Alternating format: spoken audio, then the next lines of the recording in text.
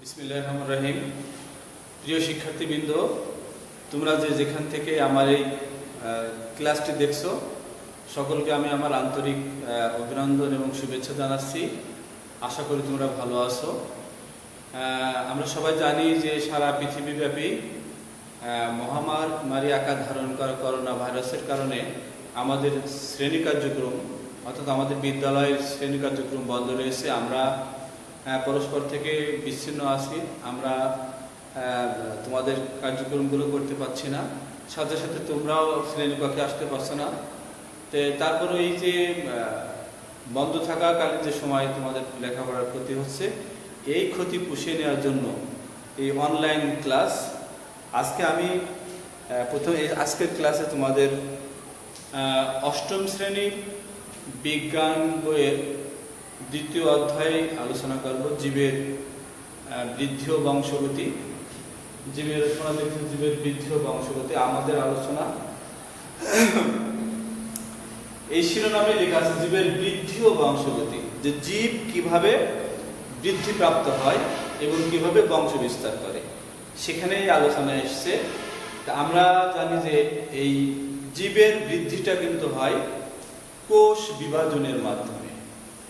প্রশ্ন হচ্ছে যে কোষটা কি, আমরা একটু দেখি।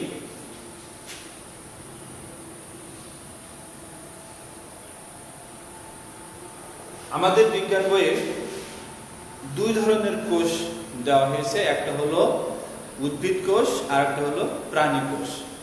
তা আমরা এক ধরনের কোষ নিয়ে আলোচনা করব। এখন প্রশ্ন হচ্ছে যে এই কোষটা কি।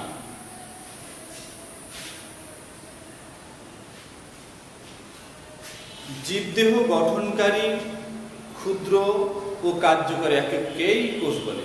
জীবদেহ গঠনকারী ক্ষুদ্র ও কার্যকরী একককেই কোষ বলে। এই কোষ বিভাজিত হয়, কোষ বিভাজিত হয়। কোষ কিভাবে বিভাজিত হয় এবং কিভাবে দেহ বৃদ্ধি পায় সে বিষয়ে আমরা জানবো। প্রথমে জানি যে কোষের ভিতরে কোষ কি দিয়ে গঠিত। কোষ অতি ক্ষুদ্র। কোষের ভিতরে কি আছে? আসলে কোষের ভিতরে অনেক কিছু আছে। আমরা জানি যে আমাদের বিজ্ঞান বইয়ে যে কোষ আছে, উদ্ভিদ কোষ এবং প্রাণী কোষ, সেখানে কিন্তু দুই রকম, একটা আকৃতি দুই রকম। আমরা একটা মোটামুটি ধরে নিলাম যে কোষের আকৃতি এরকম। কোষের ভিতরে থাকে হলো অনেক বস্তু থাকে। তোমরা যখন হলো নবম দশম শ্রেণীতে উঠবে তখন দেখবে যে কোষের ভিতরে সেই প্লাস্টিক, সাইটোপ্লাজম, গলজি বস্তু, অনেক কিছু, কোষ গহ্বর, অনেক কিছু থাকবে। অনেক বিস্তারিত আলোচনা হতে হবে। আমরা এখানে সীমিত আকারে যে কোষের ভিতরে প্রধানত আমরা দুটো বস্তু আলোচনা করবো। একটা হলো নিউক্লিয়াস। কোষের ভিতরে থাকবে নিউক্লিয়াস, এবং এই যে বাইরে যে দেখতে পাচ্ছি হলো সাইটোপ্লাজম। নিউক্লিয়াস এবং সাইটোপ্লাজম।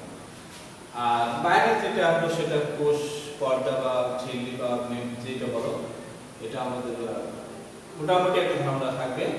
আবার এই নিউক্লিয়াসের ভিতরে কিন্তু আরেকটি ডট থাকে, এরকম দানার মতো থাকে, সেটাকে বলে নিউক্লিয়াস। এটা হলো কোষ। এখন কোষ বিভাজিত হয় কিভাবে? এই কোষ বিভাজিত হয়ে আমরা বলেছি যে এই যে জীব, আমরা সবাই জানি যে ছোট থেকেই জীব এবং উদ্ভিদ ছোট থেকে আস্তে আস্তে বড় হয়। কিভাবে বড় হয়? এই কোষ বিভাজিত হয়ে এক কোষ থেকে দুই কোষ, দুই কোষ থেকে চার কোষ, এভাবে বিভাজিত হয়ে কিন্তু আমাদের দেহ বা জীবের দেহ বৃদ্ধিপ্রাপ্ত হয়, বড় হয়। এমনি আমরা দেখি শাকসবজি, উদ্ভিদগুলো দেখি যে ছোট থেকে অনেক বড় হয়ে যায় এই কোষ বিভাজিত হয়ে। এখন আমরা দেখি যে এই কোষের ভিতরে আমরা দেখি দুটো পদার্থ পেলাম, একটা হলো সাইটোপ্লাজম, একটা হলো নিউক্লিয়াস।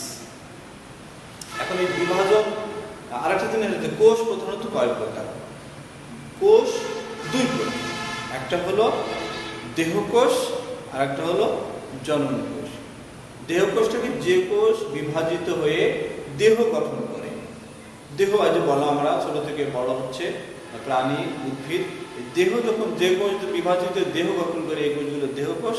আরেকটি ছিল জনন কোষ, যে কোষ বিভাজিত হয়ে জনন কোষ উৎপাদিত হয় এবং জনন কাজে অংশগ্রহণ করে সেই কোষকে বলে জনন কোষ। এখন আমরা আসি যে কোষ বিভাজিত হয় কিভাবে।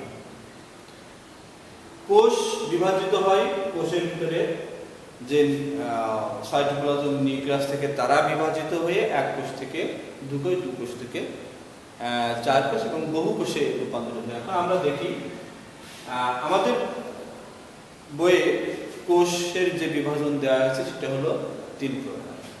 আমরা দেখি সেটা কি কি। একটা হলো অ্যামাইটোসিস,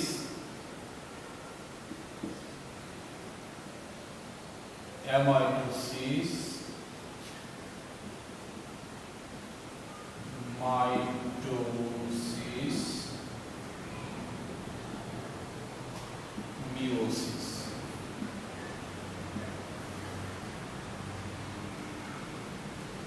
অ্যামাইটোসিস, মাইটোসিস, মিওসিস 3 পদ্ধতিতে কোষ বিভাজিত হয়।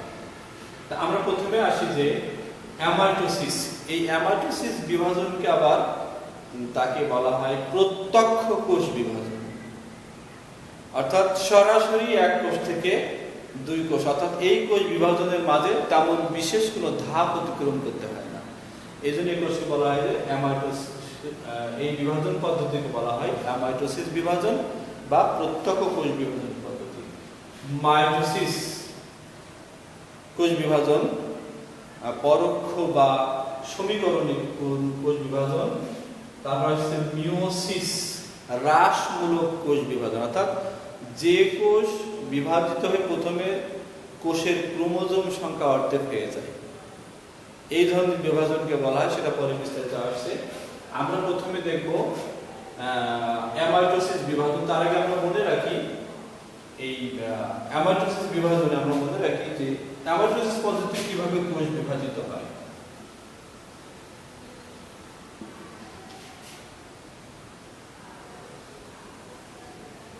একটা কোষ, নিউক্লিয়াস এবং নিউক্লিওলাস। অ্যামাইটোসিস বিভাজন পদ্ধতিতে প্রথমেই কোষের দেহটি মাঝ বরাবর, আমরা যদি দেখি কোষের দেহটি মাঝ বরাবর সংকুচিত হয়ে আসে এবং সাথে সাথে আমরা দেখলাম যে এটা হলো কোষের প্রাথমিক অবস্থা। এবার কোষটি মাঝ বরাবর সংকুচিত হয়ে আসলো এবং ঠিক সেখানেও আমরা দেখি যে এখানে নিউক্লিয়াসটিও কিন্তু বড় হয়ে যাচ্ছে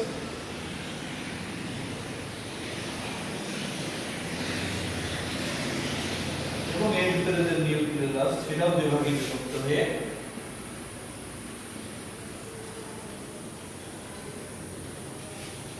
পরবর্তী ধাপে আমরা দেখছি যে এই কোষটি সরাসরি বিভাজিত হয়ে দুটি কোষে রূপান্তরিত।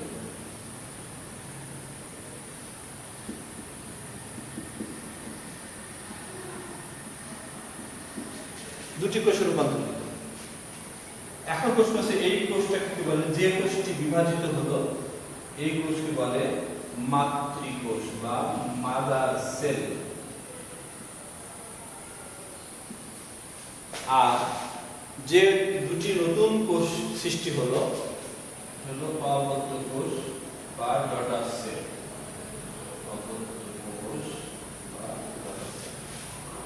সরাসরি এখানে এই কোষ এক কোষ বিভাজিত দুই কোষ সৃষ্টি হওয়ার সময় তেমন একাধিক কোনো ধাপ অতিক্রম করতে হয় নাই, সরাসরি কোষ বিভাজিত। আরেকটা জিনিস মনে রাখতে হবে যে কোষের মধ্যে কিন্তু কি থাকে? নিউক্লিয়াস। এই নিউক্লিয়াস কিন্তু একটা নির্দিষ্ট সংখ্যক নিউক্লিয়াস থাকে। আমরা জানি যে মানব দেহের যে কোষ, এই কোষের নিউক্লিয়াস সংখ্যা থাকে 46টি। অন্যান্য প্রাণীর বা অন্যান্য জীবের বা উদ্ভিদের সেখানেও দেহের যে কোষ থাকে, কোষের ভিতরে নিউক্লিয়াস থাকে এবং নিউক্লিয়াসের ক্রোমোজোমের সংখ্যা একটা নির্দিষ্ট সংখ্যা থাকে। আমরা জানলাম যে মানব দেহের দেহকোষের ক্রোমোজোম সংখ্যা, নিউক্লিয়াসের ভিতরে ক্রোমোজোম সংখ্যা 46। ঠিক কোষ বিভাজিত হয়ে এই যে দুটি অপত্য কোষ সৃষ্টি হলো, প্রত্যেকের ভিতরেই কিন্তু ক্রোমোজোম সংখ্যা সমান থাকবে এবং এই কোষের যে মাতৃকোষের যে চেহারা বা যে ধরনের ঠিক অবিকল অপত্য কোষ সেরকম থাকবে। এই ধরনের সরাসরি কোষ বিভাজনকে অ্যামাইটোসিস কোষ বিভাজন বলে। এখানে আরেকটা বিষয় মনে রাখতে হবে যে এই ধরনের কোষ বিভাজন হয়ে থাকে যে অতি ক্ষুদ্র যে জীব, যাকে এককোষী জীব বলে, যেমন ইস্ট, ছত্রাক, অ্যামিবা, এই ধরনের জীবগুলো অতি ক্ষুদ্র, যারা একটা কোষই হলো একটা জীব, অর্থাৎ একটি কোষ একটি জীব। ঠিক ওই একটি কোষ বা একটি জীব বিভাজিত হয়ে কিন্তু দুটি কোষ বা দুটি জীবের সৃষ্টি হয়। সুতরাং এই অপত্য, এই যে অ্যামাইটোসিস কোষ বিভাজন পদ্ধতি, এই পদ্ধতিতে কিন্তু নিম্ন শ্রেণী বা নিকৃষ্ট শ্রেণীর জীবের বংশবৃদ্ধি হয়, অর্থাৎ এক কোষ থেকে দুই কোষ, মানে এক জীব থেকে দুই জীব, দুই জীব থেকে চার জীব সৃষ্টি হয় এবং এইভাবে তাদের বংশবৃদ্ধি হয়। এই ধরনের কোষ বিভাজনকে বলা হয় অ্যামাইটোসিস কোষ বিভাজন। এবার আসছে আমাদের দ্বিতীয় ধাপ হচ্ছে মাইটোসিস কোষ বিভাজন। মাইটোসিস কোষ বিভাজন, এই মাইটোসিস কোষ বিভাজনে কতগুলো ধাপ অতিক্রম করতে হয় সেটা হলো আমরা পরে দেখব। মাইটোসিস কোষ বিভাজনে কতগুলো ধাপ অতিক্রম করে সেটা আমরা আগে একটু ধারণা রাখি যে মাইটোসিস কোষ বিভাজনে যে কোষটি বিভাজিত হয় সেই কোষের প্রথমে কিন্তু নিউক্লিয়াসটি বিভাজিত হয়। সাইটোপ্লাজম আগে বিভাজিত হয় না, নিউক্লিয়াসটি বিভাজিত হয়। এরপরে নিউক্লিয়াসের বিভাজন শেষ হওয়ার পরে সাইটোপ্লাজমের বিভাজন হয়। তার আগে আমরা এই মাইটোসিস বিভাজনটা আমরা একটু পরে আর বিস্তারিত আলোচনা করব। এখন আমরা দেখি মিওসিস কোষ বিভাজন। আমরা জানি মিওসিস কোষ বিভাজনকে কিন্তু বলে হ্রাসমূলক কোষ বিভাজন। অর্থাৎ এই বিভাজনে কি হয় আমরা একটু দেখি, এটা আমরা বুঝতে দিই।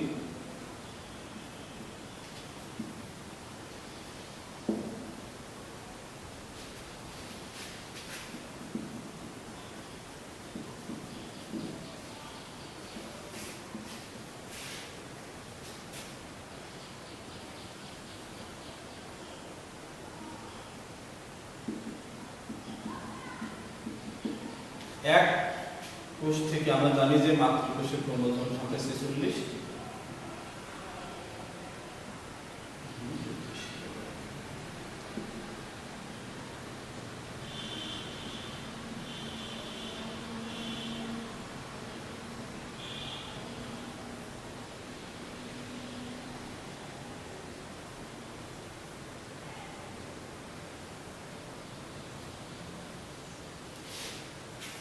আমরা জানি মাতৃকোষের ক্রোমোজোম সংখ্যা থাকে 46। এখন এই মাতৃকোষ প্রথম ধাপে বিভাজিত হয়ে যখন দুটি নতুন অপত্য কোষ সৃষ্টি হয়, তার ভিতরে কিন্তু ক্রোমোজোম সংখ্যা অর্ধেক হয়ে যায়, অর্থাৎ 23। আমরা দেখলাম যে ক্রোমোজোম সংখ্যা মাতৃকোষে 46, কিন্তু অপত্য কোষে ক্রোমোজোম সংখ্যা হয়ে যাবে 23। আবার ওখান থেকে যখন আবার ওই অপত্য কোষ যদি আবার যখন বিভাজন হয়, সেখানেও কিন্তু ক্রোমোজোম সংখ্যা হবে 23। তাহলে আমরা দেখলাম যে মিওসিস কোষটা দুই ধাপে বিভাজিত হয়। প্রথম ধাপে মাতৃকোষ থেকে ক্রোমোজোম সংখ্যা অর্ধেক হয়ে গেল, এটা হলো মিওসিস 1, এই পার্টকে বলে মিওসিস 1 আর এই পার্টকে বলে মিওসিস। প্রথম বারে মিওসিস বিভাজনে মাতৃকোষ থেকে ক্রোমোজোম সংখ্যা অর্ধেক এবং দ্বিতীয় বিভাজনে কিন্তু ক্রোমোজোম সংখ্যা ঠিক সমান থাকলো, অর্থাৎ 23 আর অর্ধেক হলো না। অর্থাৎ মিওসিস প্রথমটায় কিন্তু হ্রাস হয়ে গেল, দ্বিতীয়টায় কিন্তু অ্যামাইটোসিসের মতো একেবারে মাতৃকোষের যে ক্রোমোজোম সংখ্যা 23 ছিল, অপত্য কোষের ক্রোমোজোম সংখ্যা 23 থেকে গেল। এখন এই ছিল মিওসিস পদ্ধতি। এই পদ্ধতিকে হ্রাসমূলক পদ্ধতি বলা হয়। এই পদ্ধতিতে কিন্তু জনন কোষ বিভাজিত হয় এবং জনন কোষ বিভাজিত হয়ে নতুন জননী কোষ সৃষ্টি হয়, ওই জননী কোষই কিন্তু জনন কাজে অংশগ্রহণ করে। এখন আমরা দেখব যে যেটা আমরা বলেছিলাম মাইটোসিস বিভাজন, এই মাইটোসিস বিভাজনে কিন্তু অনেকগুলো ধাপ অতিক্রম করতে হয়।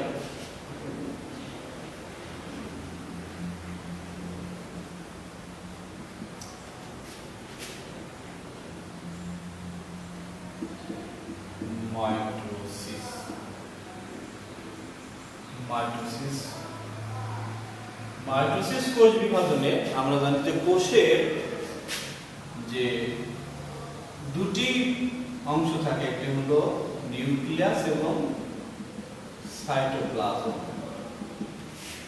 নিউক্লিয়াস এবং সাইটোপ্লাজম। মাইটোসিস বিভাজনে প্রথমে বিভাজিত হবে নিউক্লিয়াস। তাহলে আমরা শুধু একটা নিউক্লিয়াস দেখাই, এটা আমরা নিউক্লিয়াস। এই নিউক্লিয়াসের ভিতরে ক্রোমোজোম, এখানে একটা নিউক্লিয়াস। এই নিউক্লিয়াসের বিভাজন আমরা জানি যে মাইটোসিস বিভাজনে প্রথমত দুটো ধাপ, সেটা হলো প্রথমে নিউক্লিয়াসের বিভাজন, তারপর হচ্ছে সাইটোপ্লাজমের বিভাজন। এই নিউক্লিয়াসের বিভাজনকে বলা হয় ক্যারিওকাইনেসিস।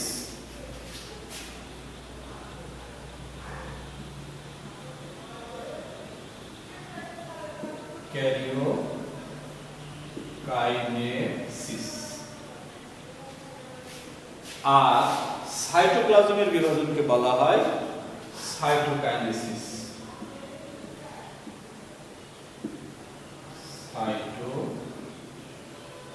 সাইটোকাইনেসিস। যেহেতু আমরা প্রথমে আলোচনা করব নিউক্লিয়াসের বিভাজন বা ক্যারিওকাইনেসিস।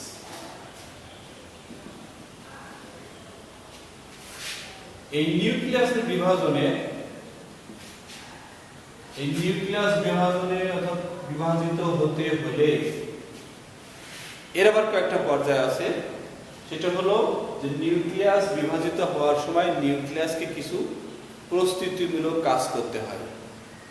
এই নিউক্লিয়াসের বিভাজন কিন্তু আমাদের পাঁচটি বইতে পাঁচটি ধাপ বলা আছে। সেটা হলো প্রোফেজ, প্রোমেটাফেজ, মেটাফেজ, অ্যানাফেজ এবং টেলোফেজ। আমরা সেটাগুলো পরে লিখবো। সেটা কি? একটা হলো প্রোফেজ,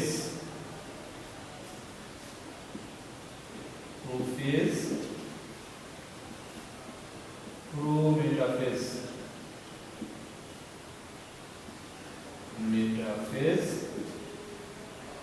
প্রোফেজ, প্রোমেটাফেজ, মেটাফেজ,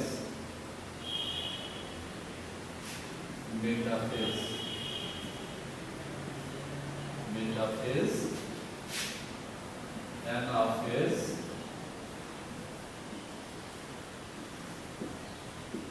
এবং টেলোফেজ।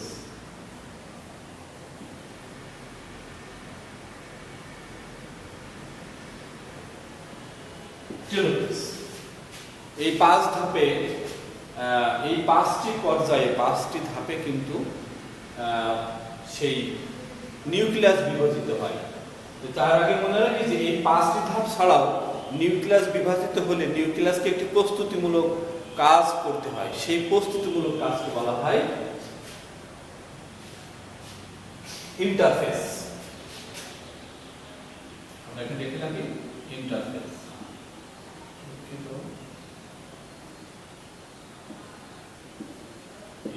যদিও এইটাকে কিন্তু কোনো পর্যায় বা ধাপ হিসেবে কাউন্ট করা হয়নি, তারপরেও আমাদের বইতে আলোচনা আছে যে নিউক্লিয়াস বিভাজিত হতে হলে পাঁচটি পর্যায়ে বিভাজিত হয়। তার আগে একটা প্রস্তুতিমূলক কাজ করতে হয়, সেটা ইন্টারফেজ। এছাড়া বাকি যে পাঁচটি পর্ব রয়েছে prophase, prometaphase, metaphase, anaphase, telophase. এখন আমরা দেখি আবার শুরু করতে হবে। হ্যাঁ, এখন আমরা দেখি যে প্রথমে আসি আমরা সেটার প্রোফেজ। এক নম্বর ধাপ হলো প্রোফেজ।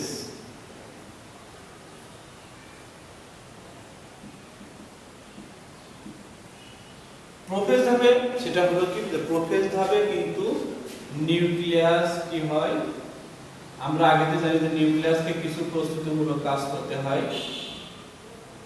সরি এটা পুরোটাই নিউক্লিয়াস।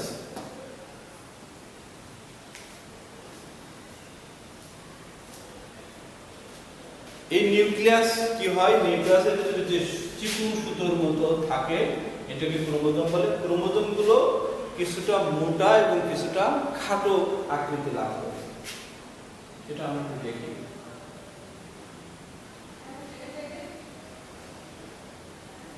এখানেও আমরা দেখতে পাচ্ছি প্রথমে নিউক্লিয়াস গুলো খুব সুতোর মতো, যেহেতু এখানে মোটা থাকে, তারপরও এরপরে নিউক্লিয়াস গুলো একটু ফিতার মতো আকৃতি।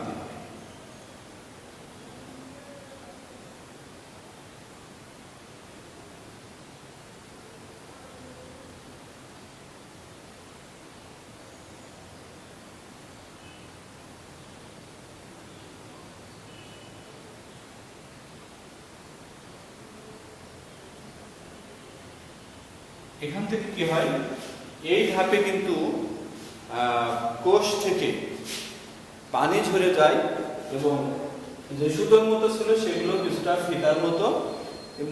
পরবর্তী পর্যায়ে দেখা যায় যে এই ক্রোমোজোমগুলো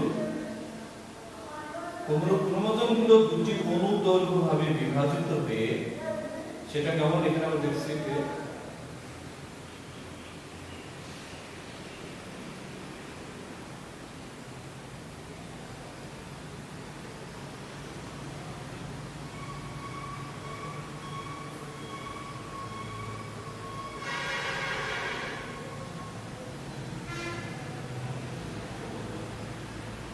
এমন একটা আকৃতি লাভ করে এবং কোষের এই ক্রোমোজোমগুলোর মাঝ বরাবর দানার মতো সৃষ্টি হয়, যেটাকে বলে সেন্ট্রোমিয়ার। এমন একটি আকৃতি লাভ করে। এই প্রোফেজ ধাপ, এই পর্যায়ে প্রোফেজ ধাপ শেষ হয়ে গেলে আমরা দেখব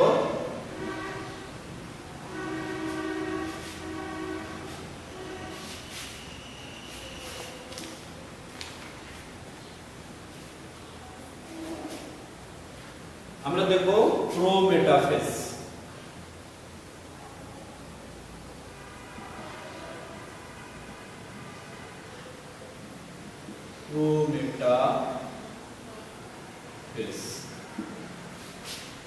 আর তার আগে বলে রাখি যে এখানে আমরা যে কোষের যে ছবিটা আঁকছি সেটা একটা স্বাভাবিক ধারণা, যে কোষের আকৃতি আমরা ধরে নিলাম যে গোলাকার।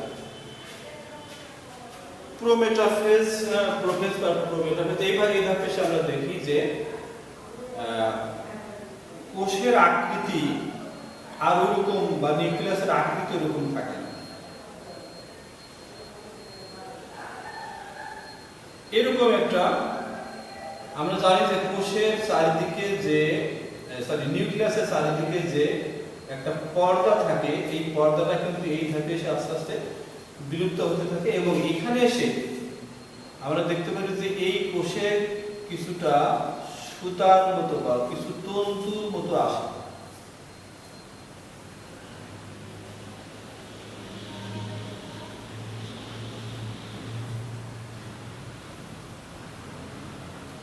এবং এটাকে বলে মাকু যন্ত্র বা স্পিন্ডল যন্ত্র, স্পিন্ডল যন্ত্রের মতো। এবং এর দুটো মেরুর আকৃতি, সেটা উত্তর মেরু আর দক্ষিণ মেরু।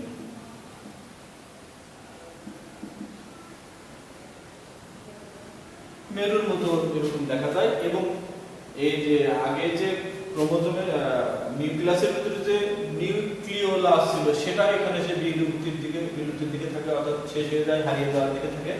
এবং নিউক্লিয়াসের চারিদিকে যে পর্দা ছিল সেটা কিন্তু হারিয়ে যেতে থাকে।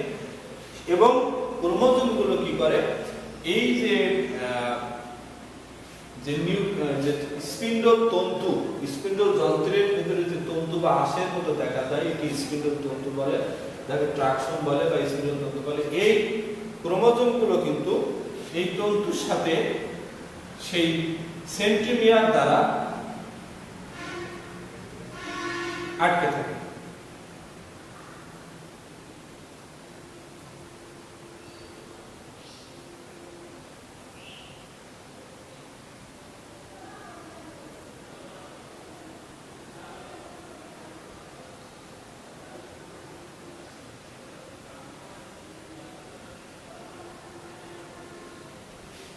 এবং যদিও এটা একদিকে আঁকা হয়ে গেছে, এরা কিন্তু বেশ মাঝ বরাবর না থেকে কিছুটা এলোমেলো ভাবে থাকে।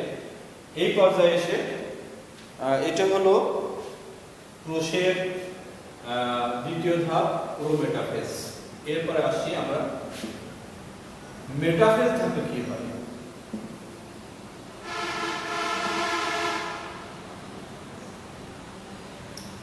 মেটাফেজ ধাপে এসে আমরা দেখতে পাই যে নিউক্লিয়াসের চেহারা আর একটু পরিবর্তন হয়ে যায়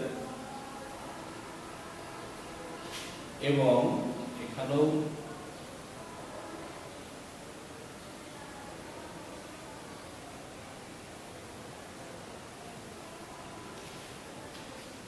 এখানে ক্রোমোজোমগুলো আগে যে আমরা আগের ধাপে দেখেছি যে প্রোমেটাফেজ ধাপে নিউক্লিয়াস ক্রোমোজোমগুলো তন্তুর সাথে কিছুটা মাঝ বরাবর, সবাই মাঝ বরাবর না থেকে কিছুটা আগে বা কিছুটা পিছিয়ে থাকে, কিন্তু এখানে এসে এই ক্রোমোজোমগুলো কিন্তু সবাই মাঝ বরাবর চলে আসে।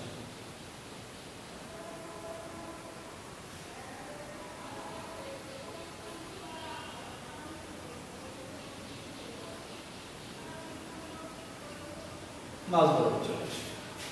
এই মাঝ বরাবর অঞ্চলকে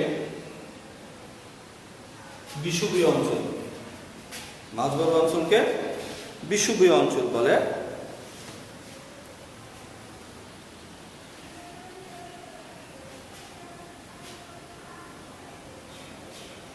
এবার আমরা দেখি মেটাফেজ, এটা হলো তৃতীয় ধাপ। এবার আপনি দেখি যে অ্যানাফেজ।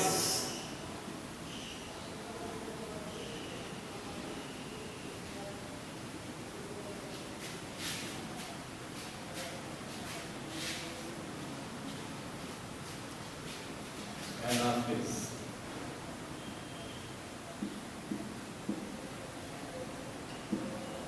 অ্যানাফেজ ধাপে আমরা দেখতে পাই ঠিক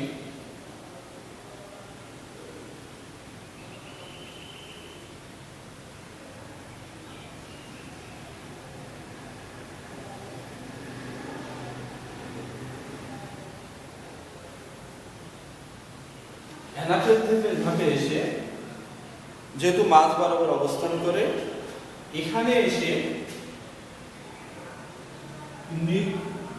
ক্রোমোজোমগুলো দুই ভাগে বিভক্ত হয়ে যায়। দুই ভাগে বিভক্ত হয়ে যায়। আমরা দেখি যে সেটা আমরা জানি যে একটা ভাগ মাঝ বরাবর ওই যে সেন্ট্রোমিয়ার বরাবর দুই ভাগে বিভক্ত হয়ে ক্রোমোজোমগুলো তারা একটা অংশ উত্তর মেরুর দিকে, আরেকটা অংশ দক্ষিণ মেরুর দিকে।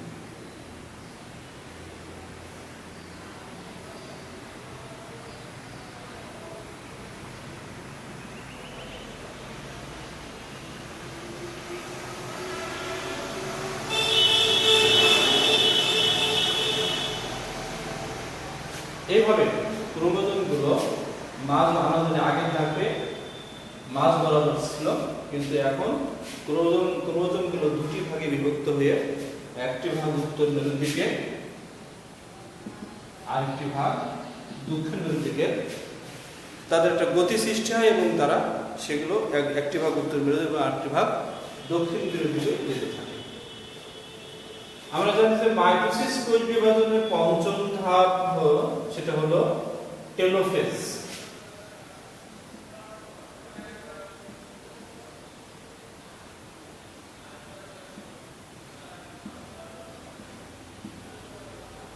টেলোফেজ ধাপে এসে এই যে ক্রোমোজোমগুলো বিভক্ত হয়ে দুই মেরুর দিকে চলে গেল, তার অবস্থা কি হয় আমরা দেখি। আমরা আবার দেখতে পাই যে এই দুই দিকে আবার দুটি নতুন কোষের আকৃতি লাভ করে এবং এর ভিতরে ক্রোমোজোমগুলো সৃষ্টি হয় এবং ক্রোমোজোমের ভিতরে নিউক্লিয়াসের ভিতরে নিউক্লিয়াস এর আবির্ভাব ঘটে।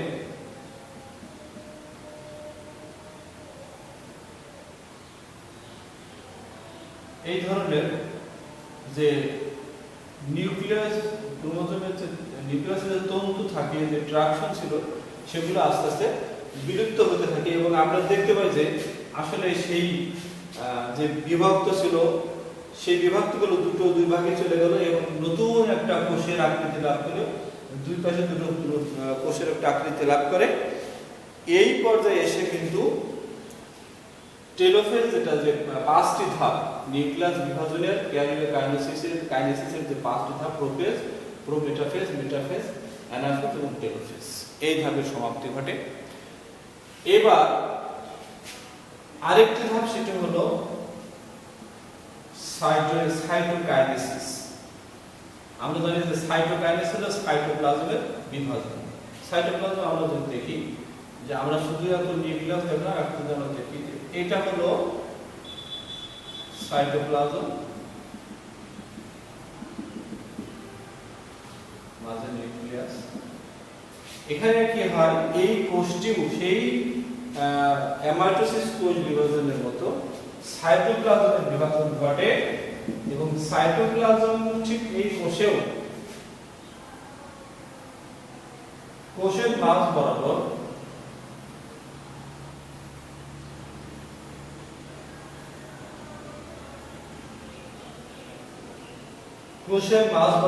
খাঁজের সৃষ্টি হয়। আমরা জানি যে আগে আমরা দেখেছি যে এরকম দুই খাঁজ সৃষ্টি হয়ে দুই পাশে দুটো ক্রোমোজোম এবং নিউক্লিয়াসের সৃষ্টি হলো, খাঁজের সৃষ্টি, এবং এক পর্যায়ে যে এই বরাবর কোষ দুটি বিভক্ত হয়ে যায়।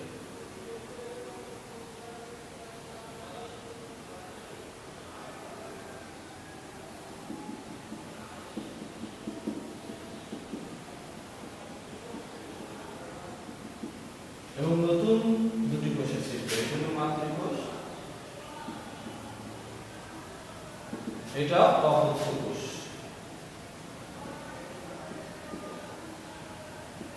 এভাবেই যে মাইটোসিস কোষ বিভাজন, সেটা প্রথম ছিল নিউক্লিয়াসের বিভাজন, ক্যারিওকাইনেসিস, সেটা হলো পাঁচটি ধাপে শেষ হয়। তারপরে সাইটোপ্লাজমের বিভাজন, সাইটোকাইনেসিস, সেটাও শেষে সম্পূর্ণ নতুন দুটি কোষ সৃষ্টি, অপত্য কোষের সৃষ্টি হয়। এভাবেই অনেকগুলো ধাপ অতিক্রম করে মাইটোসিস পদ্ধতিতে কোষ বৃদ্ধি হয়ে থাকে এবং জীবের দেহ, কোষ সৃষ্টি হয় এবং জীবের দেহ বৃদ্ধি পায়। এছাড়া আরেকটি যেটা হলো মিওসিস কোষ বিভাজন, সেটা আমরা আগে জানি যে মিওসিস পদ্ধতিতে হ্রাসমূলক বিভাজন, প্রথমে মাতৃকোষের নিউক্লিয়াস বিভাজিত হয়ে তার ক্রোমোজোম সংখ্যা অর্ধেক হয়ে যায়, পরের ধাপে কিন্তু ক্রোমোজোম সংখ্যা সমান থাকে। এভাবেই জনন কোষ সৃষ্টি হয়। আমরা জানি যে জনন কোষে স্ত্রী এবং পুরুষের কোষের মিলনের প্রয়োজন হয়। সেখানে যদি আমরা মিওসিস পদ্ধতিতে ক্রোমোজোম যদি অর্ধেক না হতো, তাহলে দেখা যাচ্ছে স্ত্রী এবং পুরুষের দুটি কোষ, অর্থাৎ স্ত্রী তো 46, আমরা এখানে দেখি এটা জনন কোষ যদি স্ত্রীতেও 46 এবং পুরুষ জনন কোষের যদি 46, এখানে দুই কোষের মিলন হয়ে যাবে অনেক বেশি, ডবল। অর্থাৎ এখানে কি হবে, তার বংশের যে ধারা সেটা কিন্তু পরিবর্তন হয়ে যাবে। মাতৃবংশ থেকে তার মাতৃকোষ থেকে অপত্য কোষে চরিত্র বংশ। এই জন্য আগের থেকেই জনন কোষ সৃষ্টি হওয়ার সময় জনন কোষ সৃষ্টি হওয়ার সময় ক্রোমোজোম সংখ্যা অর্ধেক হয়ে যায় এবং এই দুটো অর্ধেক 23 মিলে কিন্তু ঠিকই আবার যে মাতৃকোষের যে মূল ধারার যে কোষে ক্রোমোজোম সংখ্যা, তার মান বা তার মান সংখ্যা সমান থাকে। আজকে পর্যন্ত সকলকে ধন্যবাদ।